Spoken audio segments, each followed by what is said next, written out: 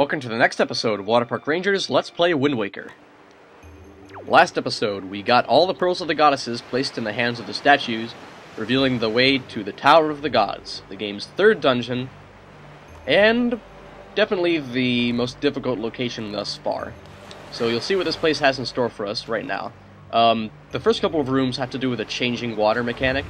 Basically, water will stand in the air when you open a door, but it will also go up and down at different kind of quick intervals. There's a yellow choo-choo there. We've actually fought those before, once at Six Eye Reef and a submarine, though it's been a long time since then, so I can't blame you if you can't remember. So what you gotta do anyway, in this room, is manipulate these crates by moving them while the water's down so you can stand on top of them when the water's up, and not completely fail like I did. Then time the throws of the bombs so that you can blow up bits of the walls, so that once the water rises again, you can actually get to the alcoves that were blocked by the explodable bombable walls. And yes, be on the lookout for yellow choo-choos. Their electricity is quite damaging. There's only one particular explodable wall that you want to watch out for. It's the one that's kind of behind us at the moment. But the fact is there's other stuff that you can get in the other alcoves, so I'm going to try and grab as much as I can from the alcoves before you leave this room. Alright, what's in this one? Oh, just magic? I thought there would be something better. Alright, so we're going to move this crate into position so that we can take out the main alcove. That should do it. Yeah, you want to be careful where you're placing the crates so that when the bombs go off, they don't blow up the crates as well, because that can be a pain. So I'm just going to try and get the pots from that alcove from over here. Aha! One of them had a joy pendant. I knew there was something kind of worthwhile over there. We don't really need them anymore, but there's something good about just grabbing the spoils if you can get them. Alright, I'll be very careful about... Oh! That was difficult placement. Okay, from there we can get the wall opened up, hopefully without us dying. Thank you. And this one actually has a treasure chest. And within it is no ordinary treasure. It may not be treasure, but it's a treasure map. Not even that, it's just the dungeon map. But the dungeon map is useful to have here. If you check out the map, you might be surprised to find out that this dungeon is actually quite a bit smaller than the previous two. Despite that, it's definitely a lot more jam-packed. Yeah. Evidenced by the great number of choo-choos in the dungeon. Though there are lots of green ones in the Forbidden Woods.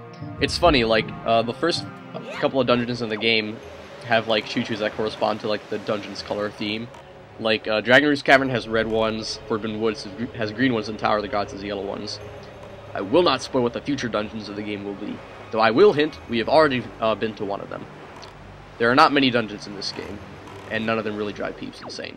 Anyway, from here we're gonna just wait till the water goes up again, because otherwise we won't be able to reach that raised area. Once again, you kind of want to be mindful of Link's swim timer.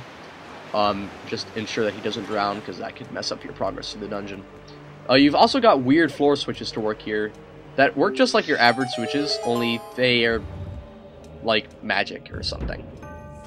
In other words, there's really nothing different about them at all. They're just kind of shiny.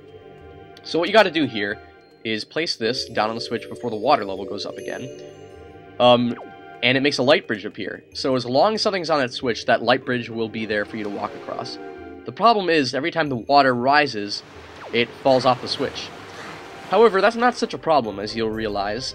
This puzzle's a lot more simple than it looks. You just have to wait for the water to go down again, and after you've moved to that crate, don't worry, it wasn't that one. It'll fall right back down on the switch, allowing us to walk across the light bridge. And of course, we gotta grab this totem and get out of this room before the water rises again. Otherwise, we'll have to wait just a little bit longer for the light bridge to reappear. So that's how that light bridge slash switch connection system works.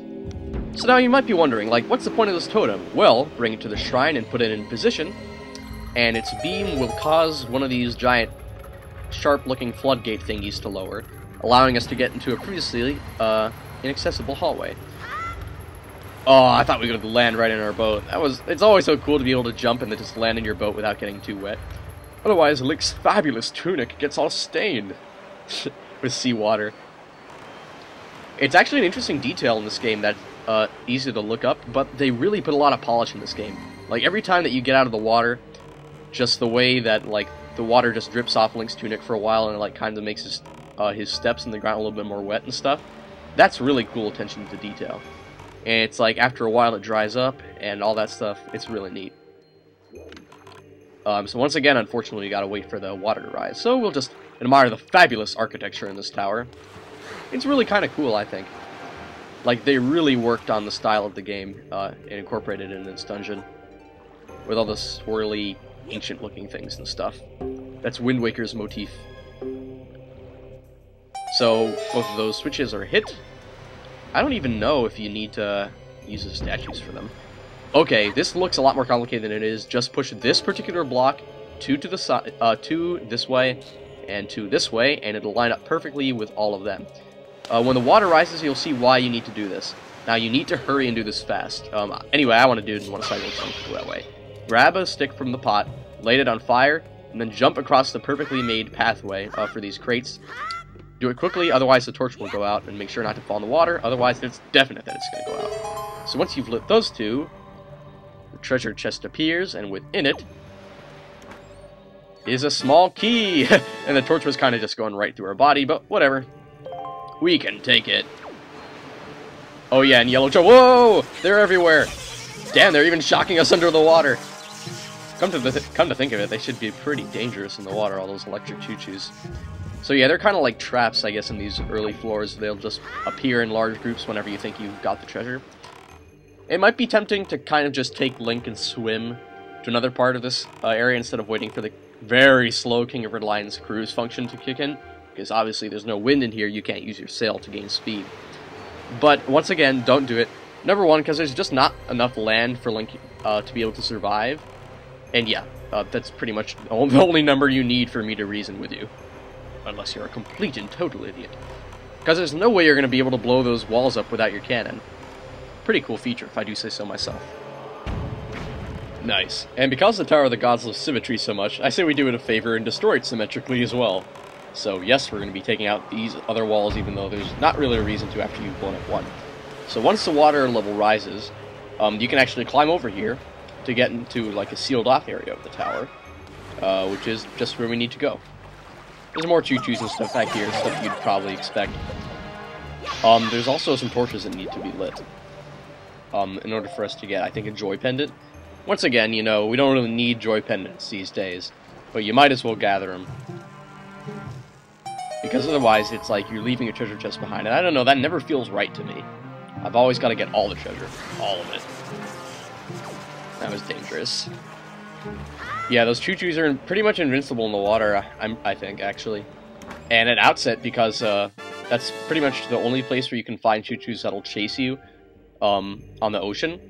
I wonder if you can actually lure them out of the quadrant. Maybe if you used, like, Action Replay to speed up the whole process or something, that could be pretty funny. Back to things that matter. This enemy here is called a bubble. Even though it's not a bubble at all, it's a skull that's on fire.